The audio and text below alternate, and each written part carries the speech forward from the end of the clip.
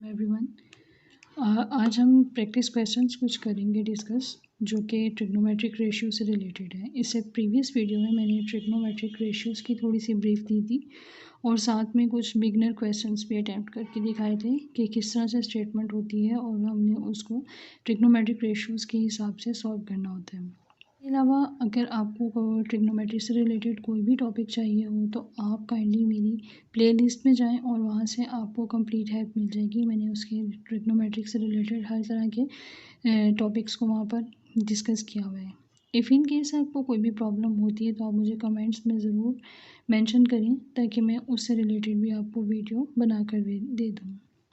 तो चलिए स्टार्ट करते हैं। क्वेश्चन के अंदर जो कुछ भी लिखा हुआ है उसको आपने बहुत ही डीपली पढ़ना है। जितना अच्छे तरीके से आप पढ़ेंगे उतना अच्छे तरीके से आपको क्वेश्चन की समझ में आएगी क्या चीज़ गिवन होती है और क्या चीज़ फाइंड करनी होती है। वो हमें बाज़-औक़ात कुछ चीज़ें हिडन भी होती हैं जिनकी हेल्प से हमें एक नई चीज़ फाइंड करनी है। तो जो क्वेश्चन है अगर हम उसको ध्यान से नहीं पढ़ेंगे तो फिर हम उसको उस तरीके से सॉल्व नहीं कर सकते, उसकी हिडन चीज़ें जो हैं उनको नहीं फाइंड कर सकते। तो यहाँ पर देखें कि क्वेश्चन में क्या लिखा हुआ है कि एक ट्राइंगल है पी क्यू आर जिसमें पी क्यू की वैल्यू दी हुई है और पी आर की दी हुई है, जबकि क्यू आर के ऊपर के लाई करता है such that P K Q is equal to 137 degree. यानी के आर के ऊपर जब हम एक पॉइंट लेते हैं तो एक एंगल बनता है और वो एंगल यहाँ पर बता दिया गया है कि कितना है और हमने फाइंड क्या करना है, एक एंगल फाइंड करना है और एक लेंथ फाइंड करनी है। सबसे पहले इसकी डायग्राम देखते हैं कि किस तरह से बनेगी। क्योंकि क्यू आर और के की इंफॉर्मेशन एक दी हुई है और साथ में एक एंगल भी बताया हुआ है तो हम इसी को ही नीचे ले लेते हैं। यहाँ पर क्यू आर और उसके ऊपर एक पॉइंट के। अब के ऊपर एंगल बन रहा है पी के क्यू, यानी पी कोई पॉइंट होगा जो कि ऊपर है और वहाँ से पी के और क्यू एक एंगल बन रहा है, यानी कि इस साइड पर एंगल बन रहा है। ये वाला एंगल 137 डिग्री का है। अब बाकी के भी पॉइंट्स को हम ज्वाइन कर देते हैं। क्यू को भी पी से मिला दिया ताकि हमारी ट्राइंगल ड्रॉ हो जाए और आर को भी पी से ज्वाइन कर दिया। ये क्वेश्चन की स्टेटमेंट के हिसाब से हमारे पास ट्राइंगल आ गई। अब जो साइड्स हैं उनकी भी वैल्यूज़ लिख लेते हैं। पी क्यू की वैल्यू है 17.4 metre while P R is equal to 7.6 metre. अभी तक जितनी इन्फॉर्मेशन गिवन थी उसके हिसाब से हमने यहाँ पर सब चीज़ों को मेंशन कर दिया है। अब हम सॉल्यूशन स्टार्ट करते हैं और देखते हैं कि हमें क्या चीज़ फाइंड करने के लिए कही है और वो किस तरीके से फाइंड होगी। एंगल फाइंड करना है क्यू पी के, मीन्स क्यू पी एंड के, ये वाला स्मॉल एंगल हमें फाइंड करना है। अब इस एंगल को फाइंड करने का क्या तरीका है, इसको फाइंड करना है तो हमें नज़र आ रहा है कि ये जो कंप्लीट एंगल है ये दो हिस्सों में डिवाइड हुआ हुआ है। एक ये एंगल है और एक ये एंगल है। अगर हम इस पूरे एंगल में से ये पूरा एंगल फाइंड करें और उस पूरे एंगल में से इतना पार्ट निकाल दें तो हमारे पास ये बच जाएगा। यही काम हम इसको सॉल्व करने के लिए करने वाले हैं। देखते हैं कैसे। यहाँ पर फाइंड क्या करना है एक्चुअली, क्यू पी के। तो जो फाइंड करना है उसके लिए लिखेंगे टू फाइंड क्यू पी के। हमें क्या करना है, एक एंगल लेना है क्यू पी आर जो कि बिगर एंगल है क्यू पी आर, और उस बिगर एंगल में से हमने सब्ट्रैक्ट करना क्या है, के पी आर।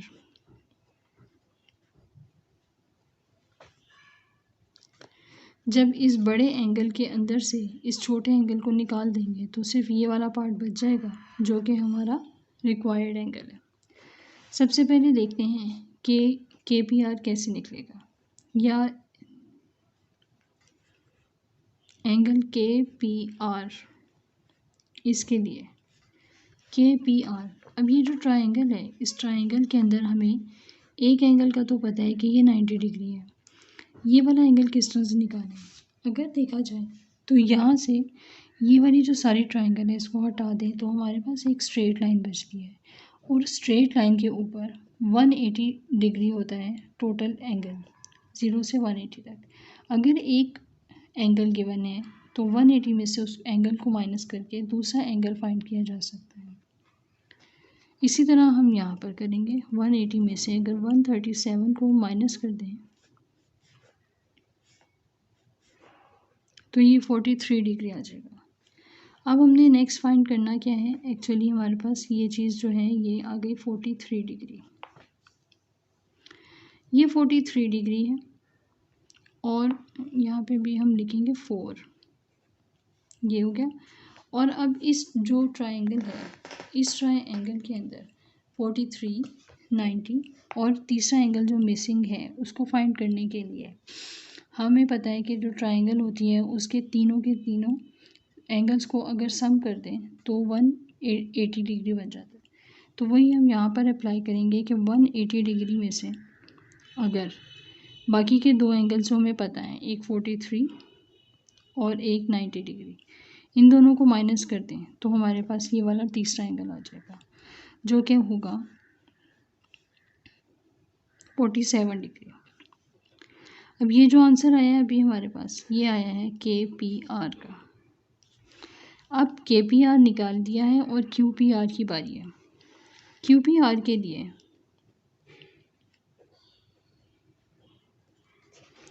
हमें क्या चाहिए, ये जो पूरी डायग्राम है ना, इसमें से मैं अगर मुझे ये चाहिए तो ये वाला एंगल फाइंड करना है। मैं ये बाकी का सारा ओमिट कर देती हूँ और सिर्फ इसको अपने रेफरेंस के लिए एक छोटे और सिंपल ट्रायंगल बना लेती हूँ।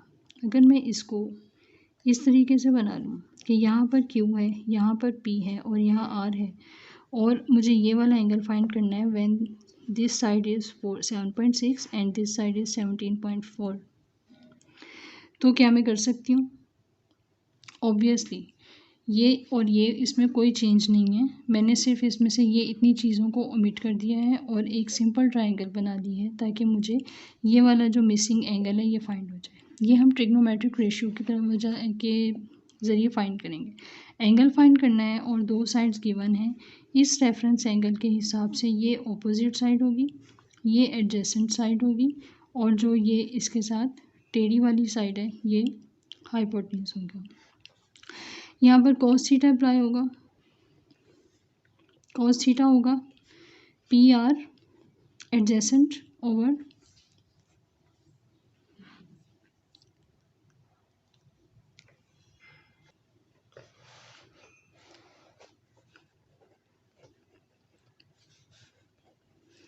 एडजेसेंट में PR लिख देंगे और हाइपोटेन्यूज के लिए QP आ जाएगा। तो थीटा यहाँ से होगा, क्योंकि हमें थीटा चाहिए, कॉज उधर जाके कॉज इन्वर्स हो जाएगा और यहाँ पर इनकी वैल्यूज़ पुट कर देंगे 7.6 अपॉन 17.4 और जब आप इसे कैलकुलेटर से सॉल्व करेंगे तो इसका आंसर आएगा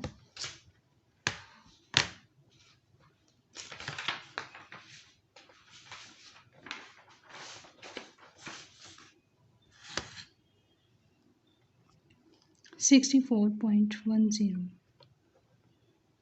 थीटा, यानी कि ये जो एंगल है ये 64 डिग्री आ गया।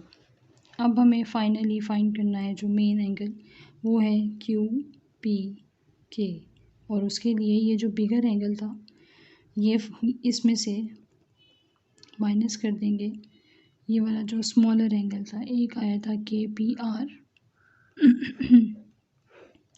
और एक हमारे पास आया है एंगल QPR।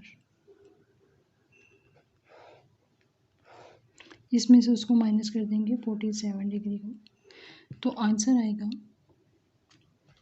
17.1 डिग्री जो कि रिक्वायर्ड आंसर है। अब हमें इसका नेक्स्ट पार्ट सॉल्व करना है। नेक्स्ट पार्ट के अंदर कहा गया है कि लेंथ ऑफ QK फाइंड करना है, यानी कि ये चीज़ ये फाइंड करना है। अगर हम उसी तरीके से जो बड़ी वाली ट्रायंगल है उसकी ये वाली साइड लें, ये फाइंड हो जाए और उसके अलावा जो छोटी वाली ट्रायंगल है उसमें से ये साइड फाइंड हो जाए, तो इन दोनों दोनों लेंथ्स को अगर सब्ट्रैक्ट कर देंगे तो हमारे पास ये वाला एंगल बच जाएगा, ये वाली साइड बच जाएगी। देखने के किस तरीके से। सबसे पहले हमें क्यू आर चाहिए, तो क्यू आर के लिए हम उसी तरह इस ट्राइंगल को अपनी अंडरस्टैंडिंग के लिए और इजी करने के लिए इसको फिर एक छोटी सी ट्राइंगल बना लेंगे।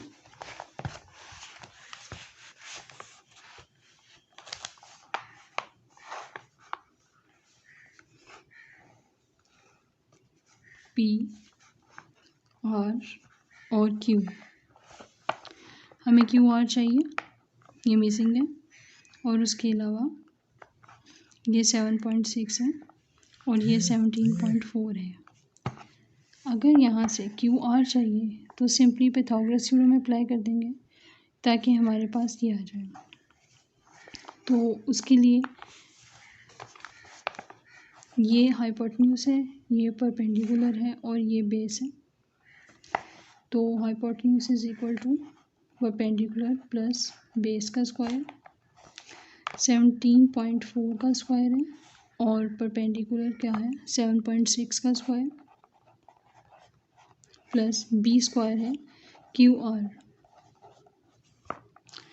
इसको सॉल्व करेंगे तो ये यहाँ पर आ जाएगा 17.4 का स्क्वायर माइनस 7.6 का square is equal to Q R का होल स्क्वायर। इसमें से इसको सब्ट्रैक्ट करेंगे और जब taking square root on both side करेंगे तो क्यू आर की वैल्यू आ जाएगी।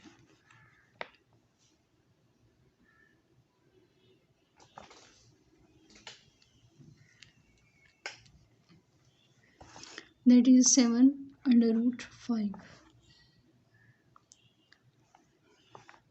एक वैल्यू आ गई। अब इसी तरह से हम इस ट्राइंगल से छोटी वाली जो ट्राइंगल है इसको सॉल्व करते हैं। जो छोटी वाली ट्राइंगल है उसको भी इसी तरीके से ड्रॉ कर लेंगे। इस ट्राइंगल के अंदर के है, आर है और पी है, और हमें ये गिवन है और इसके अलावा कुछ और गिवन नहीं है। जबकि हमने पीछे फाइंड किया था कि ये 47 डिग्री है। तो इसके लिए हमें फाइंड करना है के आर। बेसिकली हमें के आर फाइंड करना है। ये अगर नहीं भी होता है तो हमें कोई फ़र्क नहीं पड़ता। इसलिए के आर को फाइंड करने के लिए यहाँ पर ट्रिग्नोमेट्रिक रेशियो अप्लाई करेंगे। अब यहाँ पर हम थ्योरम अप्लाई नहीं कर सकते क्योंकि एंगल इन्वॉल्व हो गया है, और एंगल के सामने वाला ऑपोजिट होता है और इसके साइड वाला एडजेसेंट होता है। तो एडजेसेंट और हाइपोटेन्यूज दोनों की जो रेशियो बनती है वो होती है टेंजेंट। तो tangent theta is equal to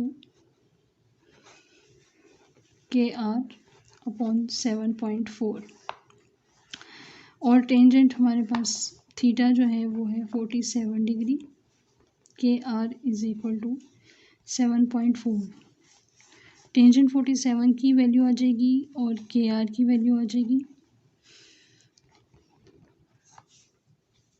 और फिर इसको यहाँ से इधर शिफ्ट कर देंगे, मल्टीप्लाई हो जाएगा, यहाँ डिवाइड हो रहा है। तो के आर की जो भी वैल्यू आएगी वो बनेगी 18.15।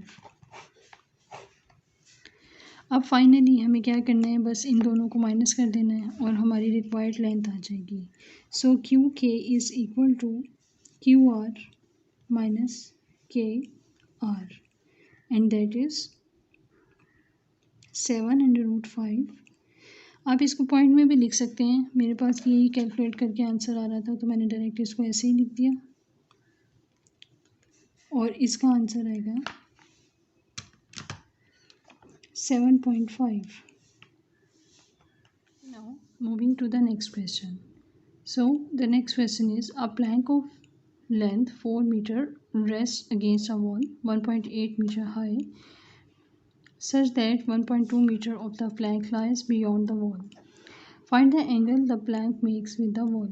अब यहाँ पर एक प्लैंक की बात हो रही है जिसकी हमें लेंथ गिवन है और ये कहा गया कि ये अगेंस्ट द वॉल है।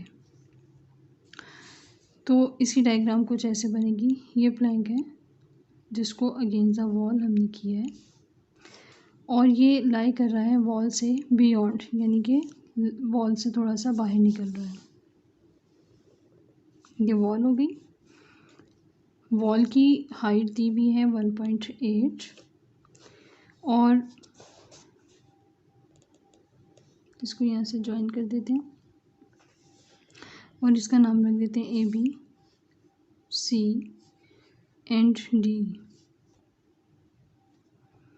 और प्लैंक की जो लेंथ है टोटल, सॉरी ये D है, प्लैंक की जो यहाँ से टोटल लेंथ है वो है 4 मीटर, जबकि 1.2 मीटर जो है ये लाई कर रहा है बियॉन्ड द वॉल, यानी यहाँ से आगे यहाँ तक। तो इसकी जो लेंथ होगी वो होगी 1.2 metre.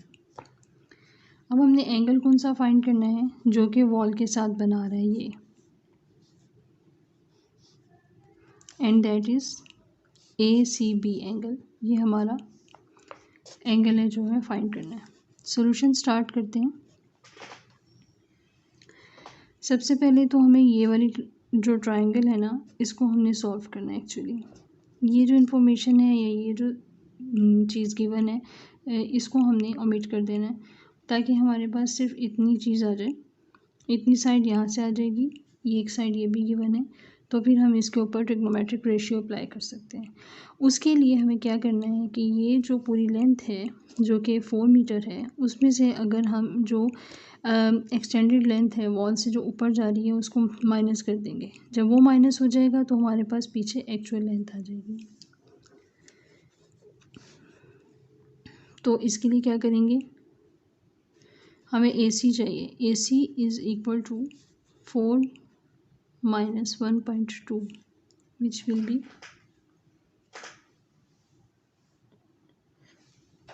2.8 metre.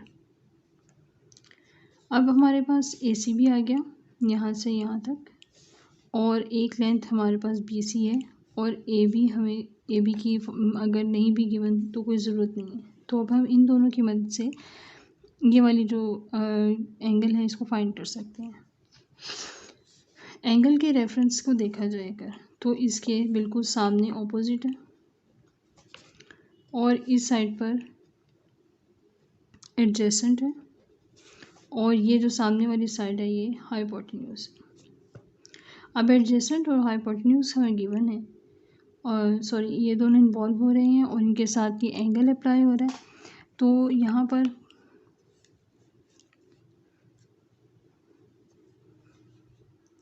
Cos theta apply होगा, because cos theta is equal to adjacent of hypotenuse। That is triangle ABC में cos थीटा अप्लाई कर रहे हैं हम थीटा फाइंड करने के लिए, where theta is equal to adjacent के लिए BC upon AC। cos theta भी ऐसे रहेगा और BC की जगह पर 1.8 आ जाएगा और AC की जगह पर 2.8 आ जाएगा। उसके बाद हमें थीटा चाहिए, तो कोस को यहाँ से दूसरी तरफ शिफ्ट करेंगे ताकि सब्जेक्ट थीटा ही रहे और बाकी सब कुछ यहाँ पर आ जाए। उसके लिए ये दूसरी तरफ जाएगा तो इसका इन्वर्स हो जाएगा और 1.8 अपॉन 2.8 हो जाएगा। So theta will be finally equal to